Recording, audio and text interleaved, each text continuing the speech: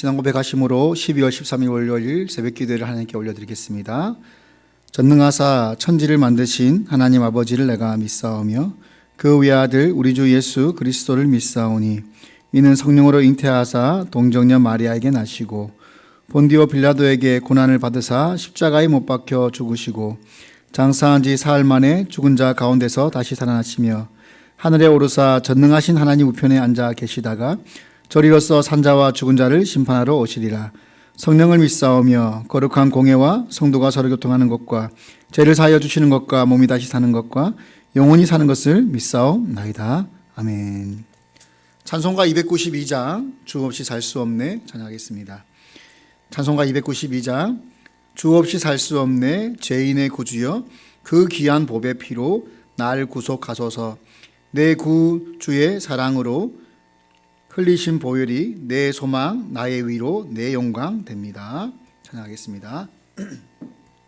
주 없이 살 수 없네 죄인의 구주여 그 귀한 보배 피로 날 구속하소서. 구주의 사랑으로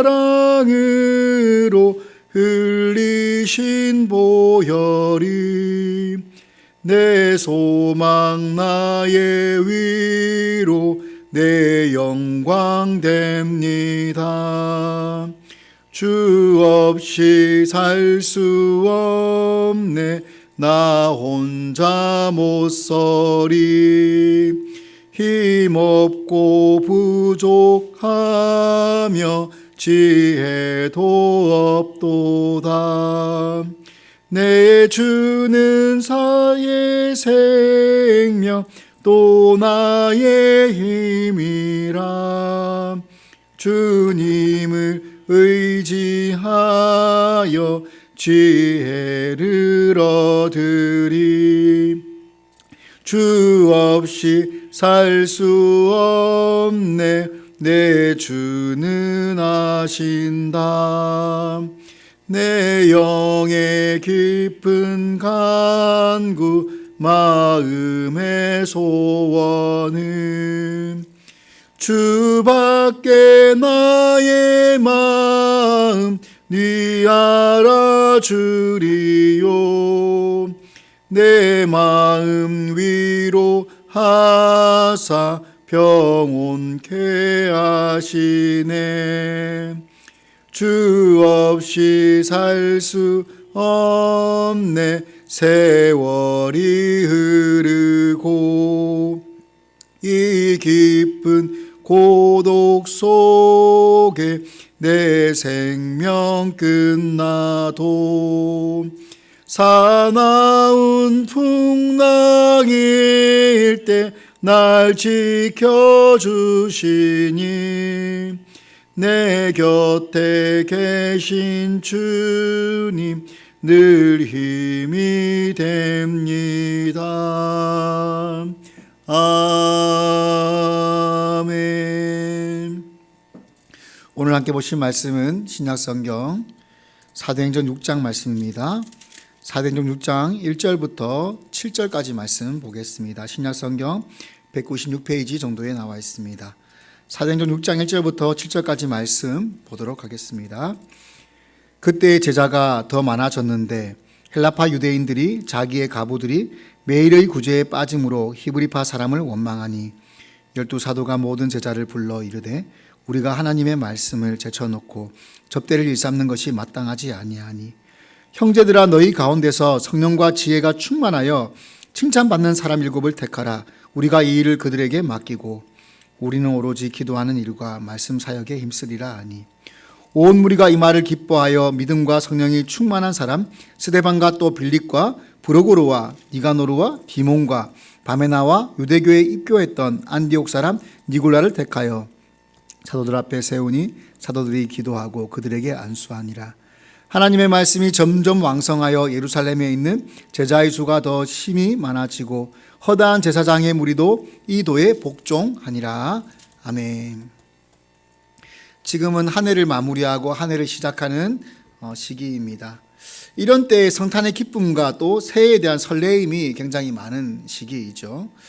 연말 연시를 이용해 사람들은 그동안 보고 싶었던 사람들을 다시 만나기도 하고 또 오랜만에 가족들을 만나서 또 식사 자리를 가지기도 합니다. 또 한 해 동안 쌓였던 회포를 풀면서 서로의 관계를 돈독하게 하는 시간이 바로 연말 연시인 것 같습니다.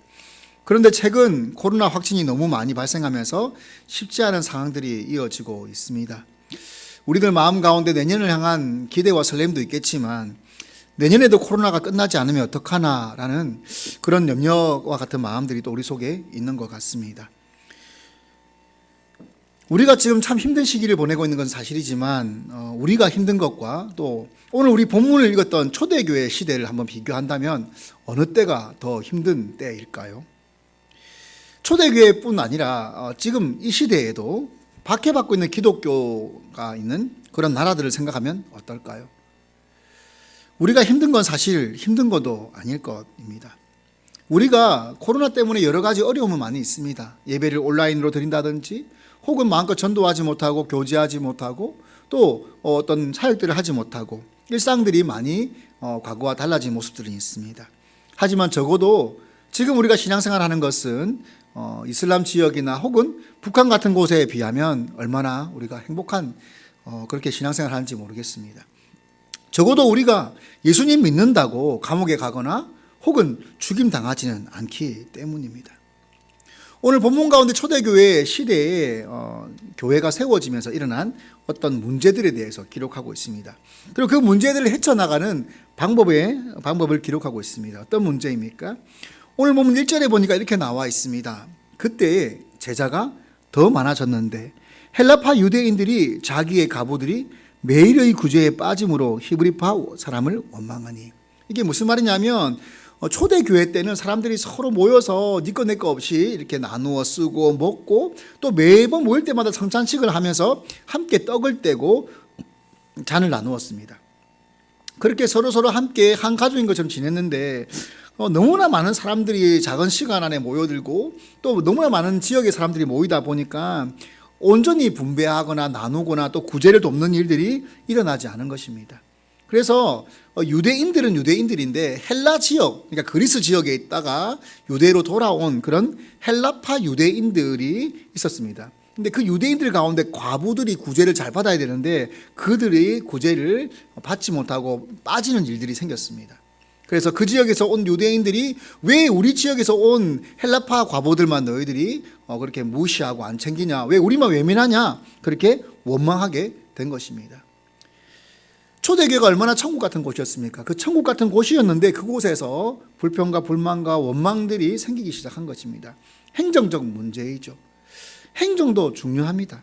행정을 잘해야 교회가 평화롭고 또 서로가 원망 없이 또 좋게 지혜롭게 나아갈 수 있습니다. 원래는 12사도들이 이들 다 했는데 서로 모여서 이제 회의를 했습니다. 고민을 해보니까 12사도가 너무나 많은 분주한 행정적인 일들 때문에 원래 본분인 4절 말씀에 나오는 기도하는 일과 말씀 전하는 일조차도 제대로 하지 못할 만큼 벅찼던 것입니다. 거기를 뛰어넘어서 행정까지 하다 보니까 거기서 누락이 발생했습니다. 그래서 이번 참에 사역자가 해야 될 일, 말씀 전하는 자, 사도들이 해야 될 일과 그리고 나머지 일들은 평신도 리더에게 맡기자고 그렇게 결정을 내리게 되어졌습니다. 초대교회에 생겨난 첫 번째 그 어려움을 해결하기 위해서 결정한 일은 바로 영적 리더를 세우는 일이었습니다.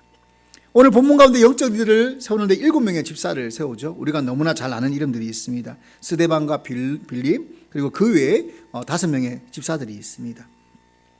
이 집사들을 세웠던 기준이 무엇입니까? 오늘 우리는 이 말씀을 통해서 우리가 하나님 앞에서 먼저 믿고 나아가는 사람들로서 또 어떤 영적 리더가 되어야 될지를 너무나 잘 보여주고 있습니다. 3절 말씀에 이렇게 나와 있습니다. 형제들아, 너희 가운데서 성령과 지혜가 충만하여 칭찬받는 사람 7을 택하라. 어떤 사람이라고 나와 있죠?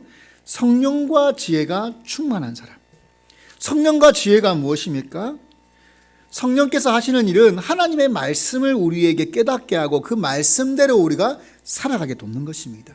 여기 나오는 성령 그리고 지혜는 결국 하나님의 말씀을 잘 아는 사람을 말하고 있습니다. 하나님을 잘 안다고 말하고 하나님 잘 믿는다고 말하면서 하나님의 말씀과 다르게 행동하는 사람은 거짓말장애입니다. 성령을 제대로 모르고 있고 또 성령이 하시는 일을 무시하는 사람입니다. 그래서 오늘 본문 가운데 초대교회 가운데 가장 중요한 하나님의 말씀의 권위를 인정하고 그 말씀을 따라가는 사람들을 택하기로 했습니다. 그래서 교회 안에서는 어떤 일을 하기 전에 가장 중요한 것은 바로 하나님의 말씀에 맞는가 아닌가를 확인하는 것입니다. 그 일에 어떤 일들을 빨리 하거나 많이 하거나 우리가 얼마나 속도를 내는가 중요한 것이 아니라 그것이 얼마나 하나님의 말씀에 맞는가, 바른 초점을 가지고 있는가, 그것을 먼저 점검하는 것이 중요할 것입니다. 그래서 영적 리더를 세울 때는 하나님의 말씀을 제대로 알고 또 그 말씀대로 살아가려고 애쓰는 사람, 그런 사람을 세우는 것이 참으로 중요한 것 같습니다. 두 번째는 바로 하나님의 주신 그 성령과 지혜를 따라서 칭찬받는 사람입니다. 단지 알기만 하는 것이 아니라 자기가 알고 있는 신앙이 삶 가운데 실천되어지는 사람입니다. 말과 행동이 일치하는 사람, 언행이 일치하는 사람입니다. 아는 것과 사는 것이 일치하는 사람. 그래서 겉으로 보기에만 거룩해 보이는 것이 아니라 그 사람의 성품과 인격과 삶과 그 사람의 언행이 함께 우리 예수님의 향기가 나는 사람, 그런 사람이 바로 영적 리더의 될 만한 자격이 있는 사람이라고 말하고 있습니다. 이 사람들이 세워져서 하는 일이 무엇입니까? 바로 공동체를 위해서 섬기는 일입니다. 그래서 오늘 본문 가운데 중요한 세 번째 영적 리더의 자질은 바로 공동체를 위해서 나를 죽이고 공동체를 살리는 사람, 우리 예수님의 십자가의 형상을 닮은 사람입니다. 그렇게 예수님의 형상으로 섬기고 나아갈 때 교회는 어떻게 될까요? 서로가 섬기고 또 봉사하고 서로를 위할 때 교회는 진정 예수님의 향기를 저 땅끝까지 발할 수가 있는 것입니다. 내가 원하는 대로, 내가 좋아하는 대로 다른 사람을 죽이고 나를 살리는 사람이 아니라 나는 죽고 다른 사람을 살리는 우리 예수님의 형상을 가진 공동체를 위하는 그런 사람들이 바로 영적 리더의 자질을 가지고 있을 것입니다. 이렇게 해서 세우신 7명의 집사가 어떤 일들을 했습니까? 이 사람들이 행정적인 일만을 한 것이 아닙니다. 성경 뒤로 넘어가면 7장에 6장 후반부와 7장에 어떤 내용이 나옵니까? 이 집사님들이 전도하러 가는 이야기, 설교하는 이야기, 그리고 7장에 가면 스데반 집사가 순교하는 이야기가 나옵니다. 꼭 행정적인 일만 하는 것이 교회 직분자의 일이 아닙니다. 가장 중요한 일은 하나님의 말씀을 따라서 살아가는 것, 그리고 그 말씀대로 교회를 지켜내는 것, 그리고 세상 가운데 그 말씀을 선포하는 것, 이 모든 것이 형통하게 잘 되게 하기 위해서 행정 또한 우리가 함께 하고 있는 것입니다. 그래서 교회의 본분인 하나님의 말씀을 따라 살아가는 그러한 모습과 또 그 말씀을 선포하는 일, 그 일들을 잘 감당하는 영적 리더가 가득한 우리 장정교회가 되어지기를 축복합니다. 기도하겠습니다. 하나님 아버지, 초대교회 때도 어려움은 있었습니다. 예수님이 떠나신 이후 그 직후에 성령 충만한 사람들이 운영하는 교회였지만 그때에도 교회에는 또 원망이 있을 만큼 그렇게 어려움이 있었습니다. 그 어떤 교회도 어려움이 없는 교회는 없습니다. 하지만 우리가 그 문제들을 잘 이겨나가기를 원합니다.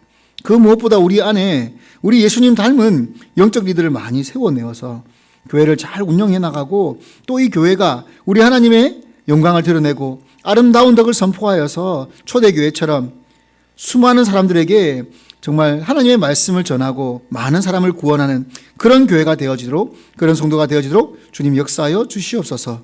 주님, 우리 마음 가운데 우리 뜻대로 하고 싶고 또 내 중심으로 하고 싶고 또 내가 중심이 되고 싶은 그런 마음들이 있지 않습니까? 오늘 말씀에 나왔던 이 영적 리더들 7 집사님들처럼 은혜와 진리가 충만하고 또 이 말씀대로 살아서 칭찬받는 그런 귀한 우리들이 될 수 있도록 주님 은혜를 더하여 주옵소서. 예수님의 이름으로 기도드립니다. 아멘.